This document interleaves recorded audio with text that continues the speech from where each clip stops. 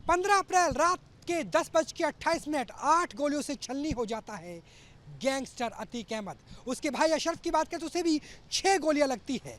तीनों के तीनों हत्यारे वही सरेंडर कर देते हैं और अब सुपुर्द खाक भी हो चुके हैं। अगर दोनों भाइयों की बात करें, गैंगस्टर की बात करें, ये वही प्रयागराज है जहां पर अतीक की तूती बोला करती थी।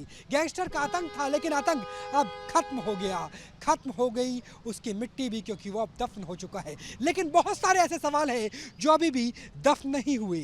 भाई को 6 और खुद अतीक को 8 गोली मारने वाले तीनों शख्स दरअसल कौन थे? उनके पीछे उनको कठपुतली की तरह नचाने वाले कौन थे?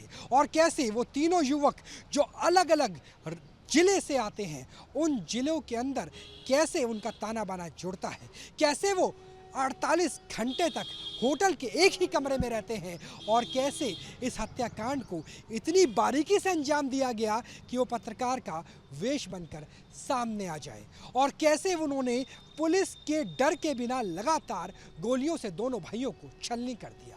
दरअसल ये पूरी फिल्म तो यहाँ घटी थी, यानी मोतीलाल नेहरू मंडलीय चिकित्सालय में।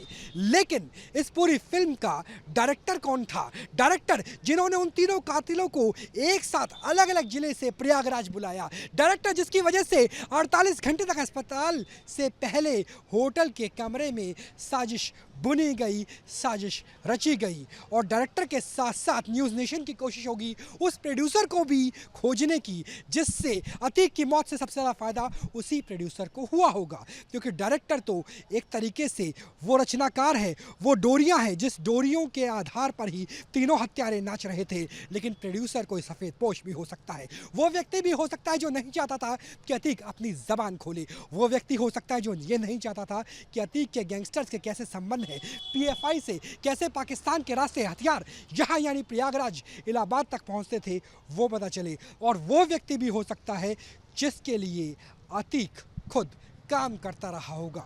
इन्हीं सवालों के जवाब न्यूज़ नेशन पर तलाशने की कोशिश के लिए हमारी बड़ी मुहिम जारी रहेगी प्रयागराज से।